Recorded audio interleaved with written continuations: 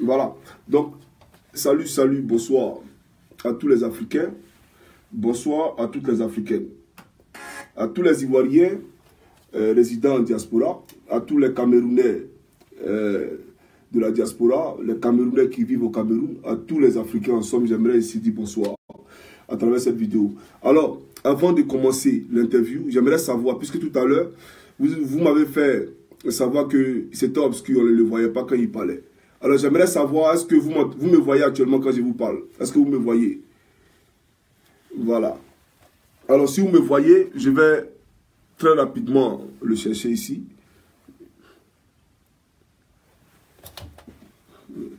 Voilà, il est là. J'ai lancé l'invitation, on attend. C'est pareil.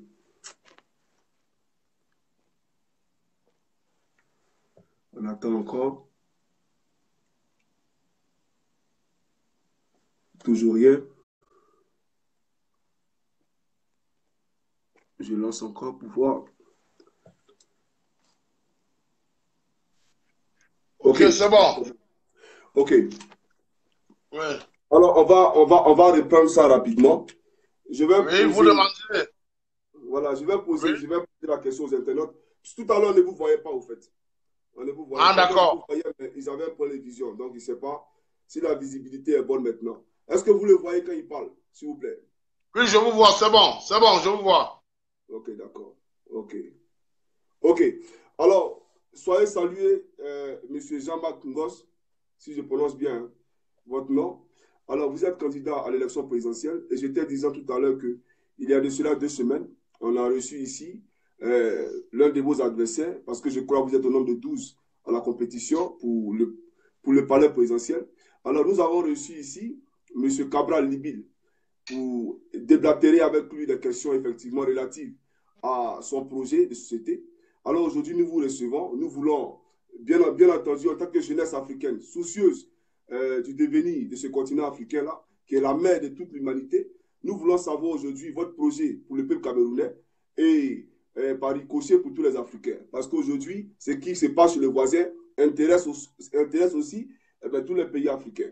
Alors, nous allons parler ici de géopolitique, de géostratégie, et nous allons parler, bien entendu, de votre programme économique, politique, social, environnemental, et aussi votre projet, votre vision pour la jeunesse, et la place qu'occupe la femme au sein, si jamais vous êtes à la tête de votre pays, au sein de votre gouvernement. Alors, chers messieurs, soyez salués. Nous allons d'abord vous demander comment vous allez, voilà, puisqu'on sait que vous revenez d'un voyage, et le rendez-vous était on s'était convenu pour faire ce rendez-vous-là à 19h, mais malheureusement, pour les questions techniques qui me concernent moi, on a préféré le faire un peu plus tôt.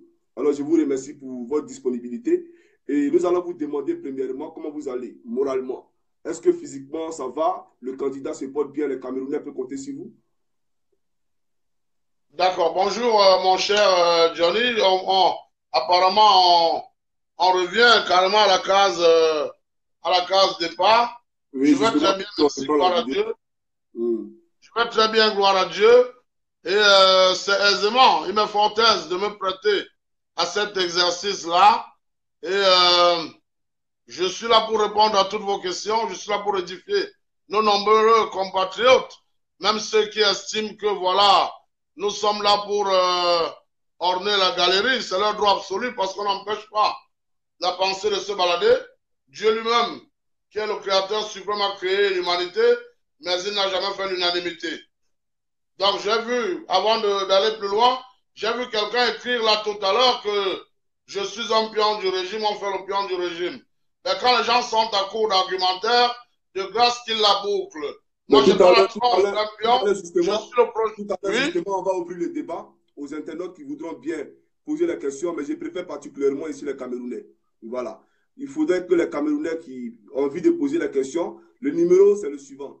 Voilà, c'est le 00 358 00 358. Je suis en roaming, mais ce n'est pas grave. 00 358 46 93 44 820. Voilà, 00 358 48, non, 46 93 44 820. Voilà. Alors, chers amis, tout à l'heure, on va ouvrir le débat. Vous aurez l'opportunité, l'occasion, en tout cas, la latitude de poser vos questions aux candidats. Voilà. Alors, monsieur, vous avez la parole. Ok, merci mon cher Johnny.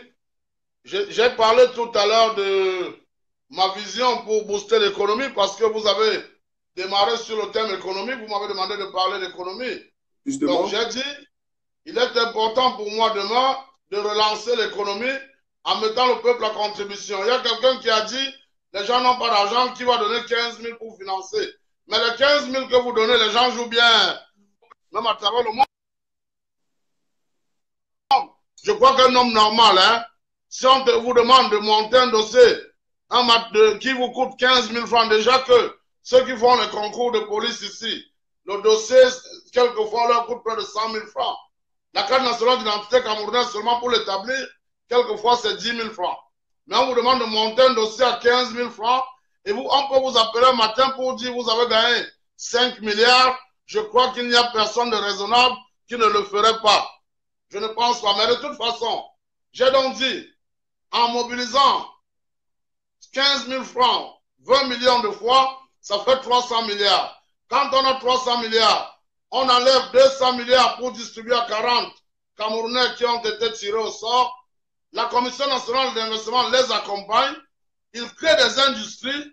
Ils emploient 95% de la main-d'œuvre camerounaise, parmi lesquels 70% de jeunes, et ils ont le droit d'employer 5% de main-d'œuvre étrangère pour faciliter le transfert de technologie. Maintenant, quand ces objectifs financiers, ces prévisions ne sont pas atteintes, je précise que dans le budget de tâches annuellement, de toute façon, pour l'exercice budgétaire courant passé, on avait un budget d'investissement de l'ordre de 1295 milliards. Donc, 1295 milliards, c'est ça qui est prévu pour l'investissement. Et aujourd'hui, quand on vous parle d'investissement au Cameroun, c'est augmenter le parc automobile de l'État, accroître le train de vie de l'État. Les gens meurent toujours pour 100 francs de paracétamol, c'est acheter des tables bancs. Mais l'investissement, c'est créer de la richesse, c'est créer de l'emploi, c'est promouvoir le plein emploi. Donc, maintenant, quand vous avez donc fait ça, vous mobilisez 300 milliards sans toucher au budget de l'État, vous avez une poche financière de 1295 milliards qui était prévue pour l'investissement, mais que vous avez ignoré. Vous n'avez pas touché à ces 1295 milliards. Donc, de facto, ça peut servir à construire d'autres infrastructures, ça peut servir à construire des villes, ça peut servir à faire pas mal de choses, mais tout en sachant que voilà, l'économie est compétitive. Je l'ai dit, pendant 2 ans, vous avez des exonérations fiscales. Après 2 ans, vous réglez vos taxes, vous contribuez à l'amélioration de l'assiette fiscale. Mon cher Johnny, imaginez une république, une nation qui fabrique, qui crée 40 industries chaque année. En 5 ans, on aura créé 200 industries. Je parle d'industrie. Je ne parle pas de l'import-export. Et maintenant, avec ces industries, vous employez 95% de Camerounais. 5%, ça facilite le transfert de technologie et vous employez 70% de jeunes. Et cette société sera en contrat tripartite avec les établissements supérieurs. Donc, ces contrats tripartites, ça fait que quand l'élève est en train de terminer ses études, il y a une haute intensité de main-d'œuvre, il y a une demande qui est là, il est réputé CDI, contrat à durée indéterminée, à durée, CDD, contrat à durée déterminée, et quand son test est prometteur, il peut donc maintenant signer un contrat à durée indéterminée, CDI, et être inscrit à la Caisse nationale de prévoyance sociale. Donc, à partir de ce moment, ces produits sortis des usines qu'on exporte, je l'ai dit, permettent aisément d'engranger des devises. Ces devises qu'on engrange, ajouter à ça la réserve financière constituée d'or, nous permet de battre la monnaie qu'on va appeler le Rwanda et sortir du franc CFA. Parce qu'on a un socle économique puissant et cohérent. Voilà ma vision pour la relance économique. Ok, on vous a écouté. Et il y a aussi un problème, c'est que, bon, je vais simplement vous expliquer une situation qui est courante dans mon pays. C'est qu'aujourd'hui, lorsque nous avons des entreprises étrangères qui investissent chez nous, par exemple, qui viennent ouvrir des usines dans nos territoires, mais ce que nous constatons, c'est que l'État ne suit pas effectivement les mécanismes qui contribuent en fait, à, à payer leurs citoyens. Je prends un exemple tellement simple.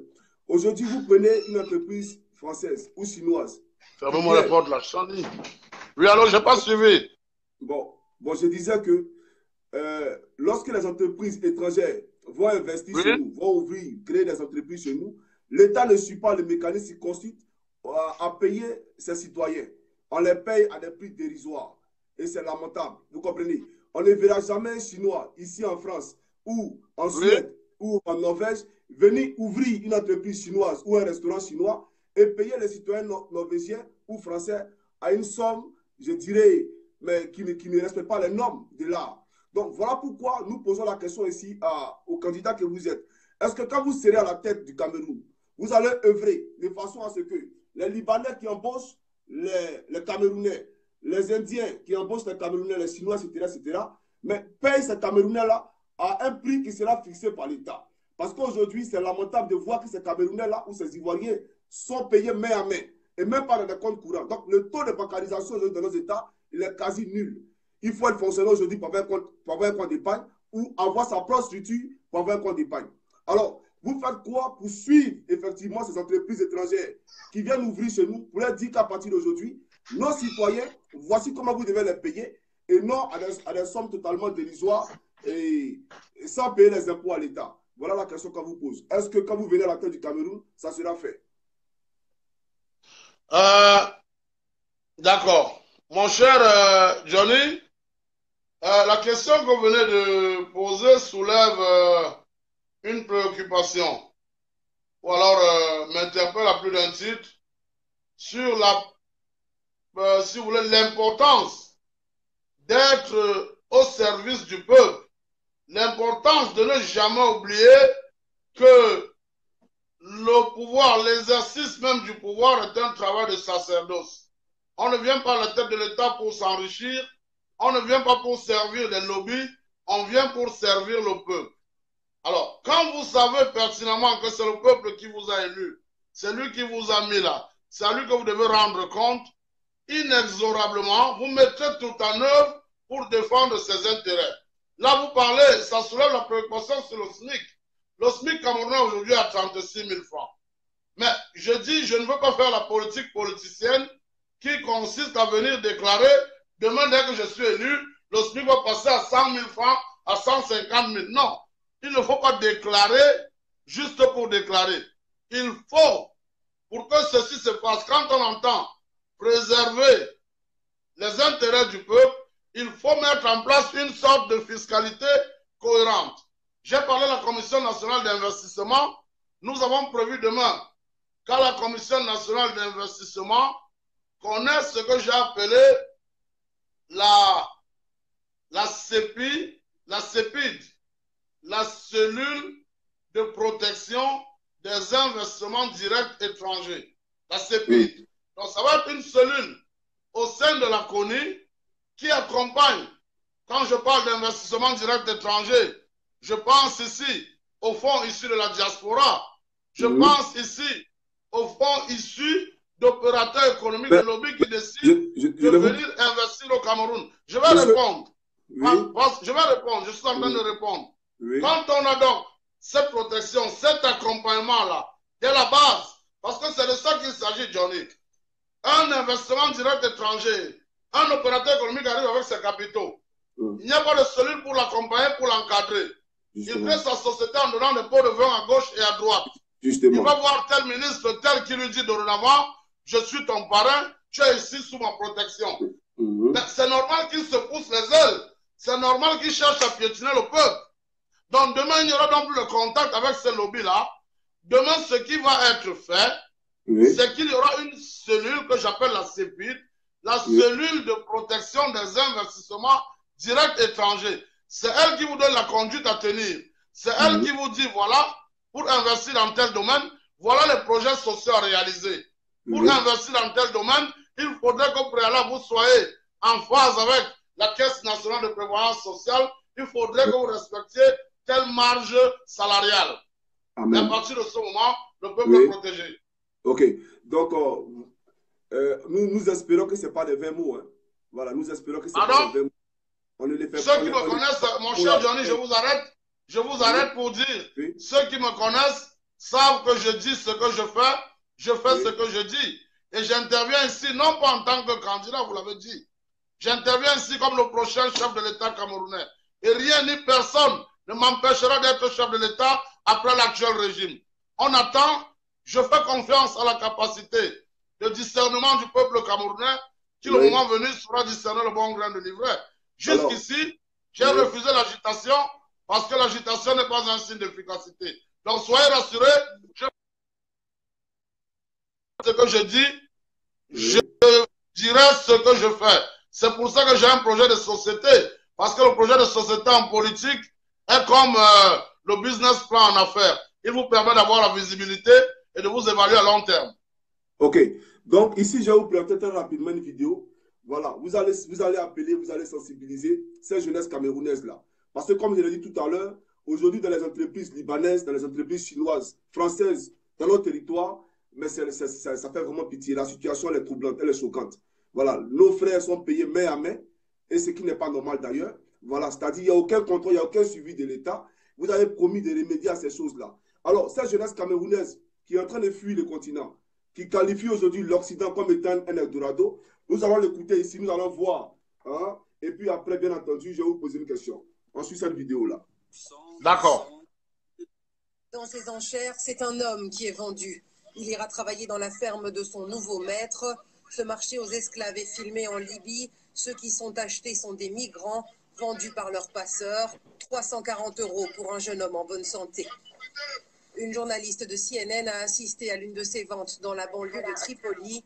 Voilà. Donc ici, nous avons majoritairement des Ivoiriens, des Camerounais qui sont aujourd'hui vendus comme des esclaves en Libye. Et ces gens-là, quand on leur pose la question de savoir pourquoi ils fuient leur pays, c'est parce qu'effectivement, dans leur pays, il n'y a pas de boulot. Il y a une mauvaise gouvernance et une dictature à grande échelle. Alors, à cette jeunesse qui est en train de fuir aujourd'hui le territoire camerounais, qu'est-ce que vous dites à cette jeunesse-là pour qu'elle revienne? D'abord, vous portez comme espoir, comme messie de ce peuple-là, et pour leur dire effectivement que lorsqu'ils seront dans leur territoire, mais ils n'auront pas envié l'Occident et aller risquer leur vie dans la Méditerranée.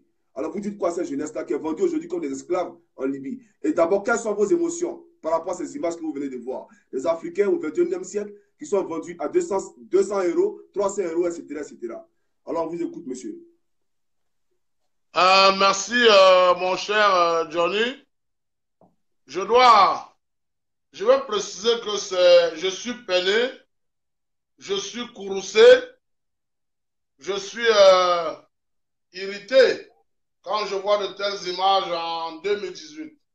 Mais je précise à toutes fins utiles, que tout ça est la résultante de la mauvaise gouvernance. Je vous explique, monsieur Johnny Pachenko. Il y a 25 ans, nous avions à nos portes une crise économique. Nous avons été admis au club de PPTE. On s'est bombé le torse de savoir qu'on était pays pauvre très endetté. En 2006, dans le cadre de l'initiative PPTE, nous avons atteint le point d'achèvement qui a entraîné une remise à plat de notre dette.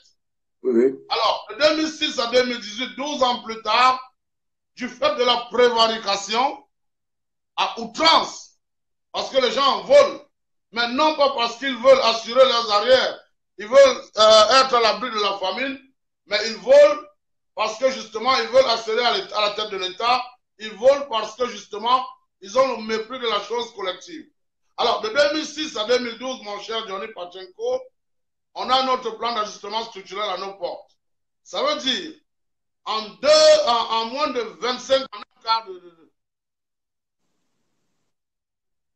de siècle, on se retrouve avec 2 plans d'ajustement structurel. C'est très dangereux. Nous sommes des Bantous, et chez les Bantous, quand on se retrouve 2 fois en brousse devant le même arbre, c'est qu'on est perdu. Oui. Donc, quand je vois ça, c'est la preuve que voilà, ce qui devrait être fait n'a pas été fait. Il y a quelque chose qui n'a pas marché. la corruption, la prévarication y ont été pour beaucoup. Mais Dieu merci, nous avons observé la société camerounaise de notre temps.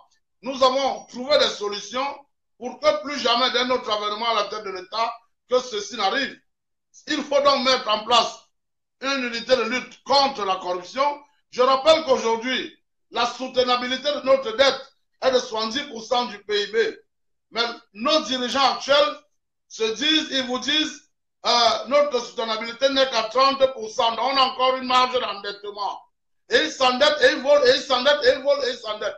Ça fait qu'on risque donc d'arriver aux affaires avec des dettes colossales et on ne pourra pas travailler parce qu'on devra régler la dette. On doit faire attention. Alors, pour que ceci n'arrive plus demain, parce qu'il ne faut pas perdre ceux qui nous écoutent pour rester dans le cadre de ce qui concerne la lutte contre l'esclavage, les malaises qui poussent ces jeunes à en arriver là. Oui, votre demain, message, de mettre sur pied la LIAS, la Ligue des Amis d'Afrique subsaharienne. C'est une ligue comme la Ligue arabe qui aura, parce qu'aujourd'hui l'Afrique a 54 États.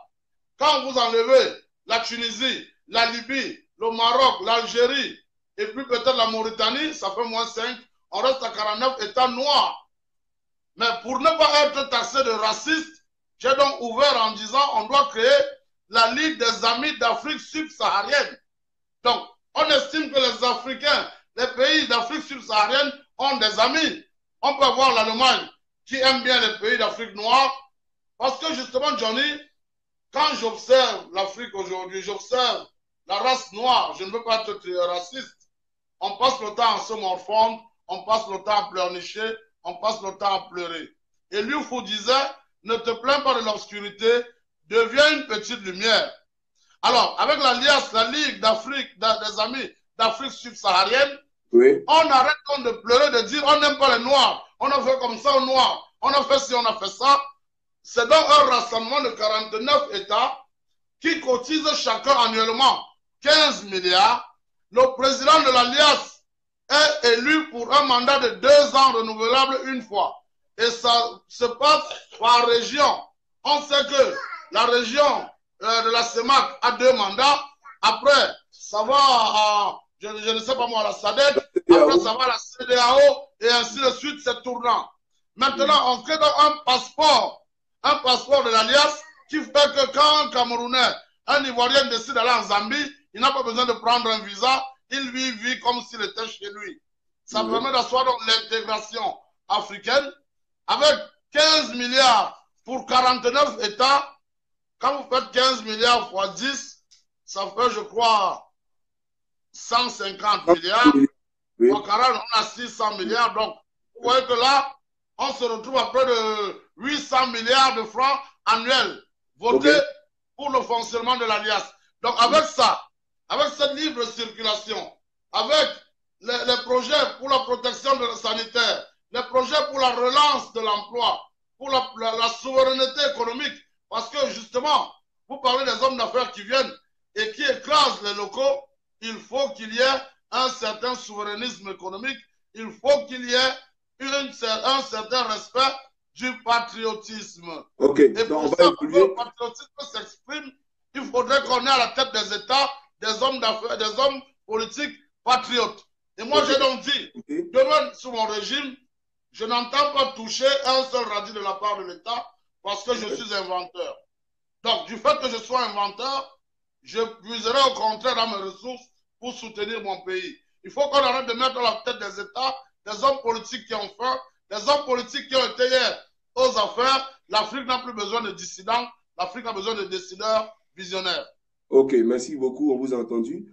Et on va aussi aborder une autre question, un autre sujet. Oui. Aujourd'hui, nous avons, c'est courant dans tous les États africains de voir nos chefs d'État qui, pendant les campagnes électorales, promettent en tout cas un avenir meilleur à leurs concitoyens. Et une fois portés à la tête de leur pays respectif, qu'est-ce qu'il advient? Nous voyons ces chefs d'État-là qui laissent la population et vont se faire soigner en Occident. Alors, nous allons relativement ici aborder la question sanitaire. Quel est votre projet pour la santé? Est-ce que le Camerounais aujourd'hui ne sera pas choqué, comme il a été en 2016 ou en 2017 pour l'affaire Monique Koumaté. Si vous vous rappelez cette affaire, c'était une dame qui entraînait des enfants, des jumeaux, pour parler avec exactitude, et qui a été éventrée par sa sœur. Pourquoi? Parce qu'elle n'avait pas l'argent pour être... Laissez-moi la porte là, tranquille. Elle n'avait pas... Fermez la porte là. Pour pouvoir accoucher. Alors, sa pauvreté a eu raison d'elle. Et vous dites qu'aujourd'hui, à toutes ces femmes-là qui sont en état de grossesse, à tous ces hommes-là qui ont effectivement envie de procréer, faire une famille, fonder des entreprises, etc., mais qui sont dans l'incapacité totale de pouvoir se soigner. Alors, est-ce que le chef d'État que vous serez demain n'ira pas se faire soigner en Occident et laisser ce peuple-là mourir dans les CHU? Voilà la question qu'on vous pose. D'accord. Mon cher Johnny Pachenko, je vais vous surprendre en vous disant, ça fait près de 25 ans que je suis patron. 25 ans, j'ai eu mon premier milliard, j'avais 25 ans. En 25 ans, je n'ai jamais mis les pieds en Europe. En 25 ans, je n'ai jamais mis les pieds en Europe. Pourquoi? Parce que j'estime que j'ai mieux à faire chez moi. Alors, vous me demandez, est-ce que j'irai me soigner en Occident? Vous ne pouvez pas retirer des contrats aux gens. Vous ne pouvez pas vouloir décrire un système. Je n'ai rien contre l'Occident, mais je dis les méthodes de gouvernance qui ont régi les partenariats bilatéraux, voire multilatéraux aujourd'hui, entre le Cameroun et certains États. Vous ne pouvez pas dénoncer ça à travers votre mode de gouvernance et penser que vous irez demain vous soigner chez eux. Mais soyez rassurés, je suis un Bantou, et un Bantou fier de l'être. Demain, j'entends être dans mon village tous les vendredis soirs et repartir à la capitale tous les lundis matin. Maintenant, pour ce qui est de la santé dont vous parlez. Oui. Non, mais je vais apporter un additif par rapport à votre réponse tout à l'heure. Vous avez dit que on ne peut pas décrier un système et puis arriver à la tête de l'État et aller se faire soigner dans ce système-là qu'on a dénoncé hier. On a vu aussi le cas en Côte d'Ivoire, lorsque ce fut comment on appelle ça, l'ère des campagnes électorales, on a vu des candidats nous dire effectivement qu'ils allaient construire 5 universités, 5 CHU, etc. Mais ces candidats-là, une fois à la tête du pays, n'ont pas réalisé ces promesses-là et sont allés se faire soigner en Europe et continuent jusqu'à ce jour-là d'aller se faire soigner en Europe. Voilà pourquoi nous voulons savoir effectivement, est-ce que ce n'est pas des 20 mots? Est-ce que... Monsieur Johnny Pachenko, le jour où moi, Jean-Marc Ngos, je tombe malade et que je décide d'être évacué pour aller me faire soigner en Europe, je vous dis très clairement en vous regardant les yeux dans les yeux que je sois le roi des bâtards, que je sois bâtard sur 1 milliard de générations. Je suis Bantou. Et dans ma vision de la relance économique, dans ma vision de la réforme sanitaire, je n'entends pas aller demain me faire soigner en Occident parce que je vais créer chez moi le cadre adéquat avec les plateaux techniques d'envergure pour que justement on ait non pas seulement le plateau technique parce que ça ne suffit pas. Vous pouvez construire de très belles infrastructures, mais il faut un personnel de qualité. Donc, avec des formations, je suis pour le transfert de technologie. On peut avoir des jeunes qui vont se former pour revenir servir au pays. On a nos compatriotes de la diaspora on a des compatriotes de la diaspora qui sont très performants dans les domaines où ils exercent. Demain, on peut leur permettre de s'épanouir au Cameroun en mettant en place une politique salariale attrayante, en mettant en place une politique sécuritaire attrayante, en mettant en place une politique de lutte anticorruption attrayante. Quand vous avez le bon salaire, la sécurité, zéro corruption, écoutez, n'importe qui vient se soigner chez vous. De toute façon, pour la réforme sanitaire, j'ai prévu demain de créer ce que j'appelle l'Agence camerounaise de la santé. L'Agence camerounaise de la santé va fonctionner comment, mon cher Johnny? Vous êtes Camerounais. Vous allez vous inscrire, vous enregistrer moyennant 2500 francs. 2500 francs vous donne droit à une carte d'assuré maladie. Quand vous avez votre carte d'assuré maladie, vous cotisez maintenant mensuellement. Si vous êtes sans emploi, vous cotisez 500 francs CFA. Ça fait moins d'1 euro. Si vous êtes mineur, élève, étudiant, vous cotisez 500 francs CFA. Si vous êtes handicapé, vous cotisez 250 francs CFA. Si vous avez une source de revenus, vous cotisez 2,5% de vos revenus. Ça veut dire que vous touchez 100 000 francs CFA, vous cotisez 2500 francs, ça fait à peine, je crois, ça fait moins de 4 euros, ça fait 3,50 € par an. Donc, si vous touchez 1 million, vous cotisez 25 000 francs, c'est 2,5% de vos revenus. Quand vous avez donc cotisé ces frais-là, mensuellement, on vous délivre, vous avez ces unités, c'est les unités chargées dans votre carte d'assuré maladie. Je précise que ce projet s'appelle le projet Amour. Amour, c'est A-M-O-U-A-R. A comme assurance, M comme maladie, O comme obligatoire, U comme universel, R comme républicain et responsable. Donc avec le projet Amour, dès que vous êtes donc malade, votre carte d'assuré maladie est créditée comme les cartes Visa. Et je suis inventeur, je suis en train de travailler sur des sortes de terminaux. Donc ces terminaux permettent que vos seront commercialisés à 25 000 francs partout. Vous ne pourrez rien faire sans votre carte d'assuré maladie. Quand vous arrivez dans une épicerie, dans un supermarché, vous avez besoin de cette carte d'assuré maladie là. On la rentre dans le terminal Johnny. Si le voyant vert s'allume, on vous sert, ça veut dire que vous êtes en règle. Si le voyant rouge s'allume, ça veut dire que vous n'êtes pas en règle, on ne vous sert pas.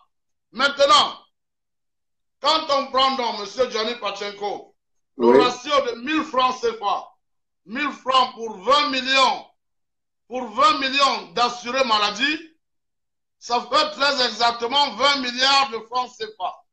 20 milliards de francs CFA, aujourd'hui, en 12 mois, ça vous fait très exactement 240 milliards. Avec 240 milliards, on est largement en deçà, au-dessus de 154 milliards de budget que l'État a dévalué aujourd'hui,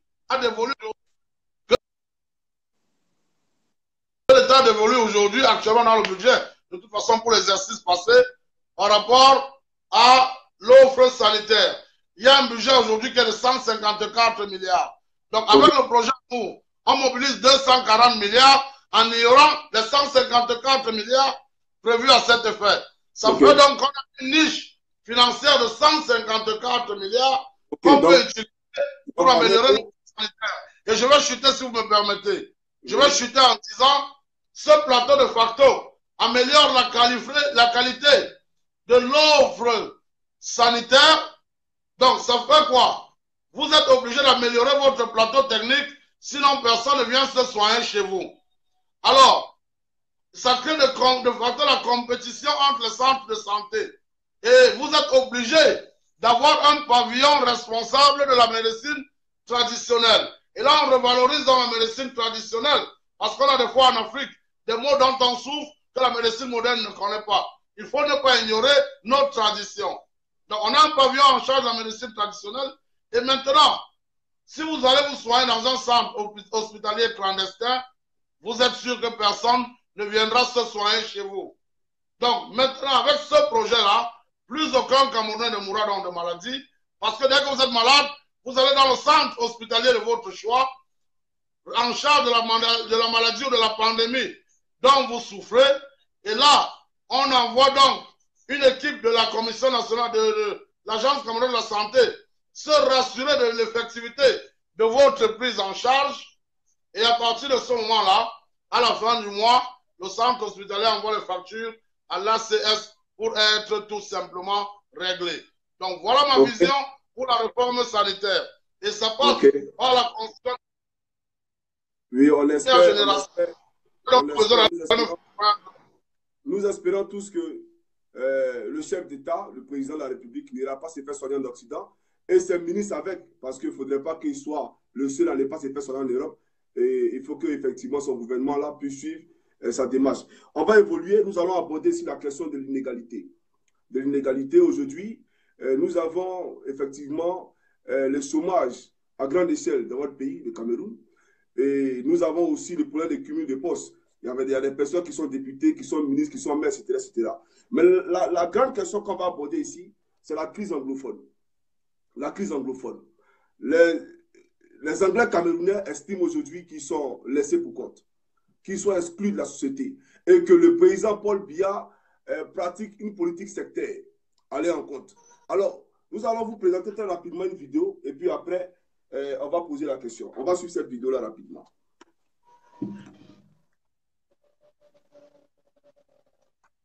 Un instant, s'il vous plaît.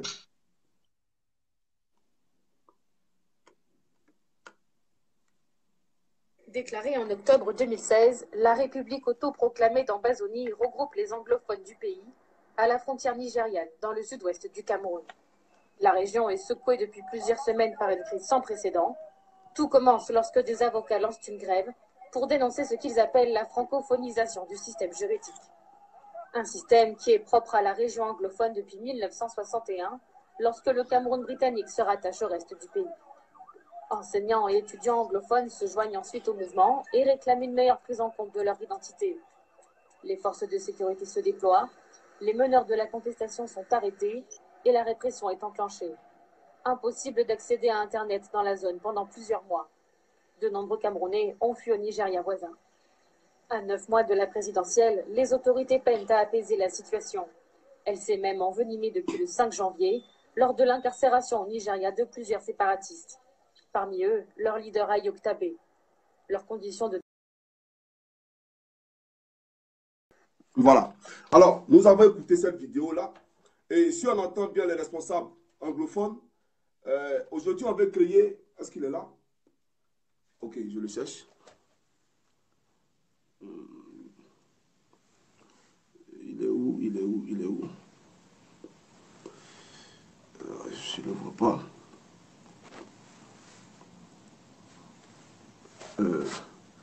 Ok. On attend qu'il revienne rapidement. Voilà. Alors, Johnny, j'ai été coupé. Oui, justement. Justement. Les forces mystiques sont en train d'œuvrer pour ne pas que ce live-là puisse avoir lieu. Mais on va poursuivre. Alors, aujourd'hui, les anglophones du Cameroun, eux, sont plutôt favorables pour un pouvoir séparatiste. Voilà, ils veulent l'indépendance. Et le problème qu'ils décrivent aujourd'hui, c'est le fait qu'on les affecte, par exemple, des juges francophones dans les partis anglophones. Des juges qui ne comprennent ni anglais, mais qui sont dans l'obligation d'aller dire le droit là-bas. Et idem dans les établissements scolaires, etc., etc. Alors aujourd'hui, nous avons une crise. Une crise aujourd'hui qui gangrène, en tout cas, la croissance, donc l'élan de croissance de ce pays-là qui est le Cameroun. Alors, aujourd'hui, nous avons les Camerounais qui sont là, qui vous écoutent. Qu'est-ce que vous ferez demain pour redorer l'image de ce pays-là? Qu'est-ce que vous dites aujourd'hui à ces Camerounais anglophones-là pour les rassurer, pour leur dire effectivement que demain, ils seront pris en compte et qu'il n'y aura plus le sectarisme qui sera prôné comme doctrine politique, comment on appelle ça, à la tête de l'État. Alors, vous prévoyez quoi demain lorsque vous serez à la tête de ce Cameroun-là pour qu'il y ait la paix entre les deux tendances? La tendance, en tout cas, qui est dans la partie anglophone et dans la partie francophone. D'accord. My dear Johnny, thank you very much to give me this opportunity to address my compatriots from English language, you know. Yeah. And I simply want to greet them, first of all, and tell them, send them my best regards, and also my compassion for all what they are going through, you know. Yes. And I want to tell them that what they are going through today is not eternal. The only thing that is eternal is the constant change. You know, things may be hard today and become nice tomorrow. And it's our duty as politicians to make all our efforts to settle it. And what I want to say here is that the actual crisis, what they call the Anglophone crisis, is not an professional linguistic or corporated crisis. So can you explain and constitutional. Please? If it's not a language crisis, can you explain us more what is going on there right now? Right. What I want to say is that what they are going through today, as I said, is institutional and constitutional. All right, il y a des gens qui disent qu'ils ne comprennent pas. Vous permettez que je revienne en... Can I step back in French? Someone is saying here they don't get me in English. Because I think they do understand French too, so you can speak. But they want me to speak Pidgin. I can also speak Pidgin. But you know, your program is so serious, so interesting. That's why I decided to speak grammar, only but grammar. But I can step back and speak French, no problem. All right, I address them people, them both in French, no problem. But I greet all my brothers. Can you hear me? Zones. Can you I send them. Ok, donc, je peux dire, mon cher Johnny, la crise actuelle n'est pas professionnelle. Elle n'est pas professionnelle. C'est une crise purement corporative. Elle n'est pas corporatiste. Elle est purement institutionnelle et constitutionnelle. Alors, je pense donc que face à ça, dès qu'on a compris qu'elle est constitutionnelle et institutionnelle, il faut donc, pour la résoudre, lui apporter des réponses constitutionnelles et institutionnelles. J'ai préconisé un certain nombre de mesures. Quand cette crise a commencé, mon cher Johnny, je suis le seul leader politique camerounais qui a proposé 11 mesures pour la résolution définitive de cette crise-là. Parce que je dis, quand vous savez qu'un problème est corporatif, quand vous savez qu'un problème est corporatif, donc c'est bien, quand vous savez qu'un problème est corporatiste, quand vous savez qu'un problème n'est pas corporatiste, autant pour moi, il n'est pas professionnel, il est institutionnel et constitutionnel, vous devez donc lui apporter des réponses conséquentes. Alors pour ça, j'ai donc dit, il faut une réforme institutionnelle. Au niveau de l'exécutif, mon cher Johnny, il est important d'instaurer le système plurinominal à la présidentielle, avec le ticket président et vice-président. Si le candidat à l'élection présidentielle est anglophone, le vice-président doit être francophone et vice-versa. Et le vice-président doit être le successeur constitutionnel. C'est la réponse, au niveau, la solution au niveau de l'exécutif. Au niveau du législatif, parce que le Southern Cameroun, les deux régions anglophones hier, ont failli devenir un État, parce que je dis, il faut quand même comprendre qu'en 1959, les Britanniques, je le précise au passage, ont voté une résolution où ils prenaient l'engagement de ne jamais faire du Southern Cameroun un État. Ça, je dois le dire. Et la résolution 1561 du 20 juillet 1960, qui crée l'État actuel du Cameroun, parle d'un Cameroun d'une seule entité. Pourquoi? Parce que justement, il ne méprise pas notre antériorité historique. Parce que je dis, avant 1922, où démarre la tutelle, il y a quand même une certaine antériorité historique. Et cette antériorité historique-là part de 1472. 1472 que les Portugais arrivent et le pays est baptisé Rio dos Camaroas.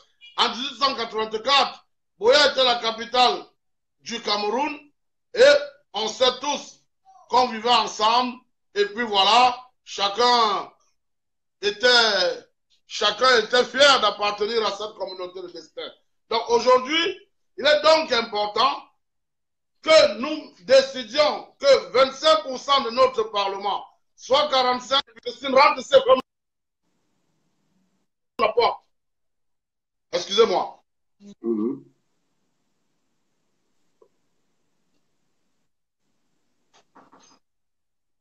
Excusez-moi, c'est les enfants qui embêtent. Je vous en prie. Je disais donc, il est important que 25% de notre Parlement soit dévolu pour les deux régions anglophones. Soit 45 députés sur 180. Je précise qu'on passera à 190 parce qu'on ajoutera 10 députés. Maintenant, à côté de ça, il est important que 25% du budget de l'État soit dévolu pour le développement du Southern Cameroun. Il est important de créer, j'ai envie de dire, le Board Chief of Anglophone Businessmen, c'est un patronat anglophone. Il est important que 30% de nos sociétés d'État soient gérées par des anglophones. Il est important aussi que 2 ans après notre arrivée aux affaires, qu'aucun fonctionnaire, aucun membre du gouvernement ne travaille pour l'État s'il ne parle couramment le français et l'anglais. Il faut que ce soit très clair. Donc, 2 ans après que nous soyons arrivés aux affaires, quelqu'un qui ne parle pas couramment le français et l'anglais ne peut pas être recruté à la fonction publique. Un ministre qui... 2 ans après notre arrivée aux affaires, on entend faire du bilinguisme une effectivité, on entend le rendre effectif. Maintenant, à côté de ça, j'entends demain mettre sur pied une commission. Mais monsieur Jean-Marc Ngos, qui devra nous produire une langue nationale, une langue officielle camerounaise, qui tirera son essence de nos langues vernaculaires, du français et de l'anglais. Oui? Mais monsieur Jean-Marc Ngos, vous ne voyez pas que c'est un problème parce qu'aujourd'hui, dans la partie anglo... Pardon, je n'ai pas suivi. Je dis, vous ne pensez pas que ça va poser un problème parce qu'aujourd'hui, dans la partie francophone, il y a des gens qui ne sont pas bilingues, qui ne comprennent pas forcément l'anglais. Et les conditions de recrutement, je dis, vous ne pensez pas que ça va poser un problème dans la partie francophone parce qu'il y a aujourd'hui, dans la partie francophone, des gens qui ne sont pas bilingues, qui ne comprennent pas l'anglais. Alors, ils sont déjà exclus du jeu politique et dans les conditions de recrutement à la fonction publique, s'ils ne sont pas bilingues. Vous ne voyez pas que vous devez essayer d'assainir un peu cette réforme-là et de trouver d'autres astuces parce que c'est pas... Vous contribuez aussi à frustrer cette classe de la population, mais qui est dans la partie francophone. Vous ne pensez pas? Non, ça ne va pas causer de problème. Pourquoi, M. Johnny Pachenko? Parce que face à la volonté politique, vous savez, Henri-Frédéric Amiel disait, si nationalité c'est contentement, État c'est contrainte. Si nationalité c'est contentement, État c'est contrainte. Donc il faudrait donc que face à la volonté politique, que les lignes bougent. C'est pour ça justement, pour que cela ne cause pas de problème, c'est pour ça qu'on va donner 2 années d'exonération. Pendant 2 ans, au bout de 2 ans, il faut impérativement parler l'anglais au bout de 2 ans. Je précise que l'article 1 de notre Constitution, à son alinéa 3, stipule que le bilinguisme doit régir la vie de la nation, doit régir tout document qui régule la vie au Cameroun. D'accord. Et maintenant, si je m'en tiens à ça, M. Johnny Pachenko, si je m'en tiens à ça, vous avez notre monnaie qui est battue à Chamalières uniquement en français. Vous avez le billet de 500 francs CFA camerounais sur lequel on vous enseigne même l'alphabet français. Donc maintenant, mon cher Johnny, si vous regardez dans la disposition de notre loi fondamentale, parce que la loi sous-régionale ne l'emporte pas sur les lois nationales, on a donc notre monnaie qui viole une disposition de notre constitution. Elle devient donc de facto une monnaie illégitime et illégale, parce qu'elle est battue uniquement en français. Donc ça, c'est des préalables pour pouvoir justement régler ce problème-là. Et j'ai dit l'essentiel, au bout du compte, c'est de dépasser cet héritage colonial qu'est le français. Nous produire une langue camerounaise qui tirera son essor de nos langues vernaculaires, du français et de l'anglais. Quand vous dites par exemple chez les Douala Ndongo, Ndongo en Douala c'est le piment. Quand vous dites par exemple Cap chez les Bamleke c'est l'argent, et ainsi de suite. Donc avec un comité scientifique, ils nous produisent un dictionnaire qui nous permet de sortir du français et de l'anglais. Et je dis, M. Johnny Pachenko, j'appelais au boycott collectif des élections tant que le régime actuel n'appelle pas la résolution de cette crise-là. J'ai dit, tout homme politique, tout leader politique qui aime le Cameroun doit boycotter ces élections-là parce que justement y aller ne permettra que de minorer ce problème que traverse aujourd'hui notre pays. Comment on peut aller aux élections quand 60 000 de nos compatriotes sont réfugiés au Nigeria? Comment on peut aller aux élections quand on a de l'insécurité dans nos frontières? Si on y va, M. Johnny Pachenko, en imaginant qu'on soit élu, on va hériter d'un pays instable avec une rébellion aux frontières. Alors, à partir de ce moment, si vous ne faites pas la politique des lobbies, la politique des impérialistes, ils vont financer ces rebelles-là, ils vont les encourager, ils vont déstabiliser le pouvoir nouvellement élu. vous risquez de vous retrouver comme Kabila Père au Congo démocratique. Et comme aussi, problème au préalable avant de penser à une quelconque élection. Ça s'appelle la cohérence. Oui, comme les Tutsis aussi au Rwanda. Comme les réfugiés Tutsis aussi au Rwanda. Pardon? Vous avez abordé la question de 60 000 réfugiés camerounais qui sont aujourd'hui au Nigeria. Effectivement, j'ai fait un parallèle pour dire aussi, comme les Tutsis, ce fut le cas hier au Rwanda. Ah, voilà, oui, voilà, c'est ça, c'est ça. Voilà. Alors, on vous a compris, vous êtes beaucoup engagés pour la résolution de cette crise-là dans votre pays et vous avez même appelé au boycott des élections s'il n'y avait pas, effectivement, des vrais sujets qui étaient débattus relativement à cette question-là. Alors, nous allons très rapidement évoluer. Nous allons évoluer. Je vais vous poser une question sur, d'abord, quelle place occupera la femme dans votre société, si vous êtes à la tête de ce pays-là. Quelle place occupera la femme? Et puis après, je vais poser une autre question. Et en même temps, j'aimerais dire aux internautes de Mehdi, ça fait combien de temps que nous sommes en ligne? Je vais voir si on peut faire cette vidéo-là en 2 parties. Pour ne pas qu'elle soit trop longue, on peut la faire en 2 parties. Donc, au moment où vous répondez, vous pouvez me dire, ça fait combien de temps nous sommes en ligne. Alors, quelle place occupe la femme ou occupera la femme dans votre société lorsque vous serez à la tête du Cameroun? Ah, d'accord. La place de la femme, mon cher Johnny Pachenko, je vais vous surprendre en vous disant, j'ai comme conseillère spéciale Madame Loualeka qui vit au Gabon. J'ai comme Premier ministre Madame Bijou Makan comme Premier ministre. J'ai comme conseillère spéciale Madame Rêve Biaï. J'ai comme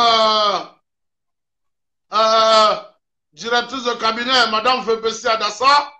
J'ai comme directrice de cabinet adjoint Madame Aimé Christine Ségué. La place que j'entends donner à la femme est la même que j'entends donner à l'homme. Vous savez, Dieu ne connaît pas de sexe. J'estime que quand une femme forme un enfant et in fine, cet enfant devient le pape, il devient chef de l'État, ça veut donc dire que celui qui vous a formé pour exercer comme pape peut aussi devenir pape. Donc j'estime que demain... Le premier ministre de votre gouvernement, comme vous êtes en train de nous dire que le premier ministre de votre gouvernement, c'est une femme, c'est ça? Mais elle est connue, c'est Madame Bijou Omakagne. Elle nous suit, c'est elle qui sera Premier ministre. Vous avez Madame Marguerite Mongué qui sera secrétaire générale adjointe à la présidence de la République. À côté, bon, il y a des jeunes comme Monsieur Michael Jeff Mbachou qui a 27 ans, qui sera effectivement secrétaire général adjoint à la présidence de la République. Donc j'ai fait, je suis en train de constituer un shadow cabinet où la femme occupe une place importante. Je n'entends pas discriminer demain quant à l'approche genre. Donc, pour moi, femme comme homme, ce qu'on recherche, c'est le potentiel. Ce qu'on recherche, c'est la méritocratie. On trouve souvent l'ensemble des opposants au régime de Paul Biya frileux. Pardon? Je disais que nous trouvons souvent l'ensemble des opposants au président Paul Biya frileux et dans l'incapacité de poser les vrais problèmes sur la table. Vous pensez que cela est dû à quoi? Oui, vous pouvez répéter la question, j'ai été un peu distrait, s'il vous plaît. Je disais que nous avons l'impression aujourd'hui que le Cameroun est une propriété privée, au fait, si on peut le qualifier ainsi, du président Paul Biya. Vous comprenez? Et la majeure partie des cadres qui constituent aujourd'hui son gouvernement, qui sont autour de lui, sont dans l'incapacité de lui dire les problèmes réels que traverse le Cameroun. Alors, vous pensez que cela est dû à quoi? Ben écoutez, vous me demandez de juger quant à savoir l'approche qui est celle des hommes, des politiciens, c'est ça? Justement, on a comme l'impression que la parole est muselée aujourd'hui autour de Paul Biya. On ne peut pas lui dire qu'il y a des choses qu'il ne faut pas faire. Tout ce que Paul Biya fait est bon, par exemple, pour son régime, pour son gouvernement. Ah d'accord. Mon cher Johnny Pachenko, oui. Quand vous avez des cadavres dans le tiroir, quand vous avez mangé à la table du diable, vous êtes muselé. Vous êtes une marionnette, vous êtes un pantin. Quand vous n'avez pas d'autonomie, vous savez, André Malraux disait tout régime pourrisseur pourrit tout ce qui l'approche. Vous avez aujourd'hui dans notre champ politique beaucoup de politiciens. Parce qu'un politicien, c'est le politique, c'est celui qui fait la politique avec la démagogie. Moi, je me réclame toujours d'être un leader politique. Donc, j'estime donc que ces politiciens-là sont à la solde du régime, c'est le régime bis. Lumumba disait, la main qui donne, c'est la main qui dirige. Quand il y a quelqu'un qui vous donne les petits marchés de temps en temps, quand il y a quelqu'un qui vous a sodomisé pour que vous soyez là où vous êtes, après vous avez eu des mésententes. Mais pourquoi vous voulez avoir la liberté de temps quand vous devez adresser cette personne ou ce régime-là? Puisqu'on vous tient, mon cher Johnny, on a des reçus où vous avez certainement émargé, vous avez reconnu avoir pris 10 000 francs. On a des vidéos où on vous a certainement défoncé le derrière. Bref, on vous tient, ça réduit votre marge de manœuvre.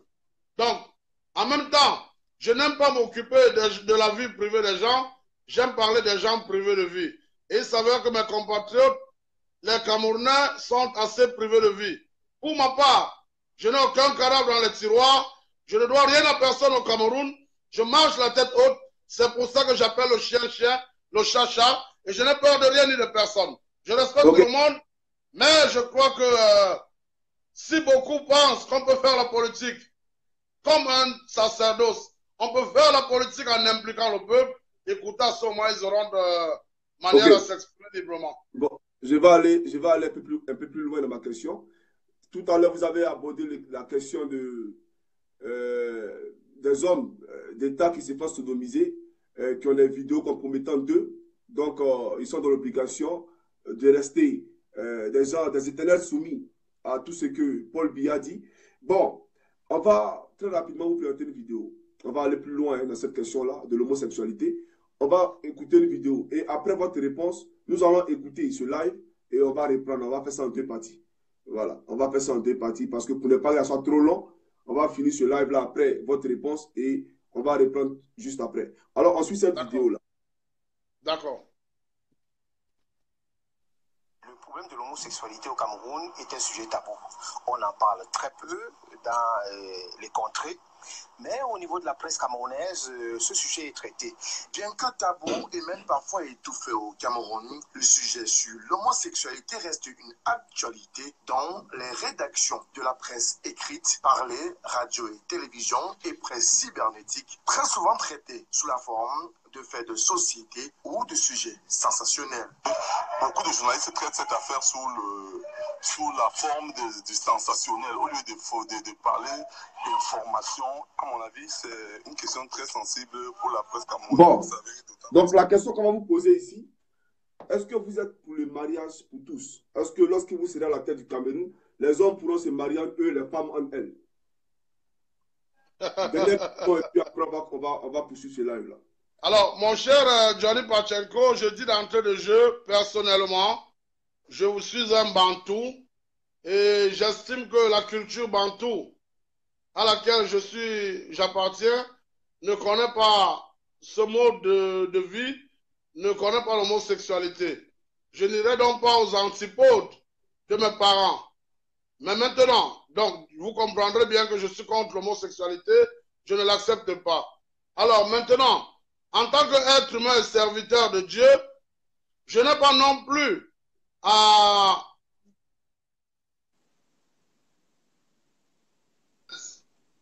pour incinérer les enfants de Dieu qui pratiquent l'homosexualité. Ça a été coupé. Hein? Permettez-moi de vous édifier. Permettez-moi de répondre. Vous allez reprendre. Vous avez dit, on ne vous attendait pas tout à l'heure. En tant que serviteur de Dieu, donc croyant, poursuivez. Ah d'accord, je disais en tant que Bantou, oui. C'est ma tradition, c'est ma culture, on ne connaît pas ça. Je rejette ça avec la plus grande énergie. Maintenant, oui. De Dieu, je n'ai pas construit des braises pour brûler ceux de nos compatriotes qui ont cette orientation sexuelle. Ça, je peux donc comprendre, voire même accepter ça en tant que créateur, en tant que serviteur de Dieu, en tant que créature. Parce que j'estime quand même que Dieu est le seul souverain, il est le maître qui peut juger qui peut décider de mettre un terme à la vie de qui que ce soit quand ça ne lui voit pas.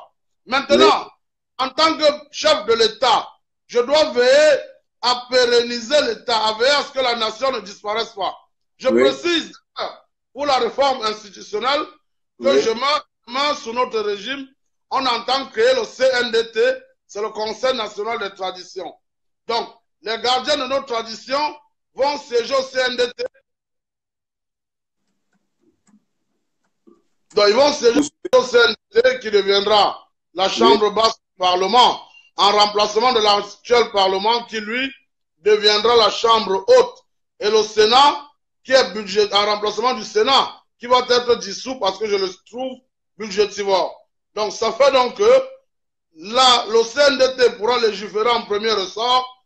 Ensuite, l'Assemblée pourra légiférer et puis le chef de l'État promulgue.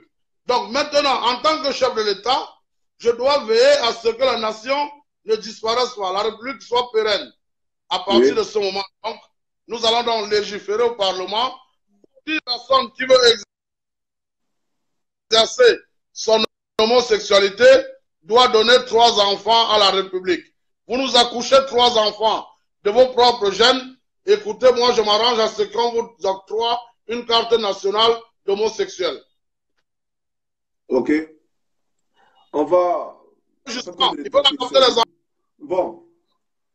Donc ils aiment les enfants. Si on devient tout homosexuel, la République disparaît. Donc, ils nous donnent 3 enfants de leur propre gène. Nous, on les accepte comme homosexuels.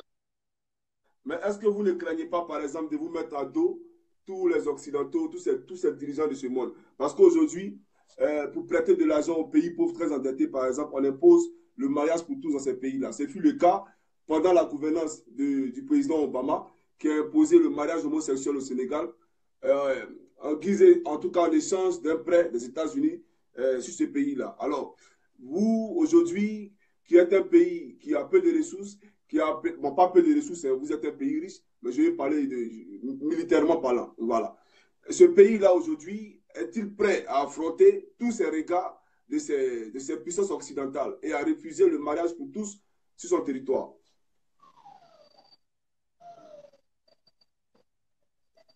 Oui, je n'ai pas suivi la question, vous avez dit? Je disais que aujourd'hui, les États occidentaux, les pays occidentaux, pour pouvoir octroyer des prêts à nos États, donc aux pays africains pauvres, très endettés, ils imposent de facto que ces pays-là fassent en sorte qu'il y ait le mariage pour tous dans leur pays. Alors, est-ce qu'aujourd'hui, prôner une politique de radicalité face à ce système-là, ce n'est pas se mettre à dos tous ces puissants de ce monde? Vu qu'aujourd'hui, militairement, vous n'êtes pas prêts, alors vous comptez sur quoi pour effectivement prôner cette politique-là, pour faire en sorte qu'effectivement, il n'y ait pas de mariage en 2 sexes dans votre pays? Effectivement, vous protégez ceux qui s'adonnent à ce genre de pratiques macabres, et vous n'êtes pas pour le fait qu'il y ait la justice populaire. La justice populaire, justement, nous allons en parler tout à l'heure. Mais que prévoyez-vous face à l'oligarchie occidentale qui vous mettra la pression, une fois à la tête de votre pays, pour autoriser le mariage pour tous dans votre territoire? Alors, mon cher Johnny, ce que j'entends faire demain, d'entrée de jeu, vous savez, on dit qui veut la paix prépare la guerre. Ce que j'entends faire demain, c'est créer un corps d'élite de 500 000 hommes dévolus à la sécurité de l'État. Je suis inventeur de fusils d'assaut, je suis inventeur de chars de guerre, je suis dans les nouvelles technologies. Donc demain, j'entends mettre sur pied une armée de 500 000 hommes qui sera dévolue à la sécurité de l'État camerounais. Un corps d'élite surentraîné avec une formation amphibie. Je le dis d'entrée de jeu parce que qui veut la paix prépare la guerre. Maintenant, vous dites, les Occidentaux vont venir avec des pressions. Aucune pression ne peut passer quand le peuple est debout comme un seul homme, quand le peuple parle d'une voix commune. Maintenant, s'ils veulent qu'on accepte ce mode de vie qui n'est pas nôtre, on peut l'accepter, mais ceux qui veulent pratiquer l'homosexualité, nous on les accepte, moyennant en contrepartie qu'ils nous donnent 3 enfants pour que la République ne disparaisse pas. Je crois que c'est juste, monsieur Johnny. Vous êtes homosexuel, vous voulez être reconnu comme tel. On a la police de mœurs qui traque la lutte contre l'exercice des sectes, la pratique maléfique, les crimes rituels et tout. Il y aura une police dévolue à cet effet-là. Et Okay. maintenant, celui qui veut être homosexuel, qui veut s'épanouir de son homosexualité, il nous accouche 3 enfants pour que le Cameroun ne disparaisse pas. S'il Ok. ne peut pas faire ça, Merci, il ne nous parle on- pas d'homosexualité. Et Merci, je n'entends pas aller mendier demain auprès de ces États-là. J'entends créer la richesse. J'entends instaurer une gouvernance équitable. J'entends mettre sur pied des institutions fortes. J'entends mettre sur pied la bonne gouvernance pour qu'on ne soit pas des États mendiants. Ok, on vous a compris, vous n'allez pas aller mendier sur les Occidentaux.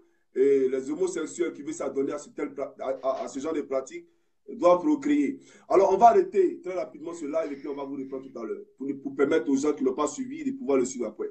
Voilà. D'accord, Alors, merci. Merci. voilà. Alors, portez-vous bien, c'était Johnny Pacheco, Antonio Gadiosigan. On est ici là-bas. Ciao, ciao.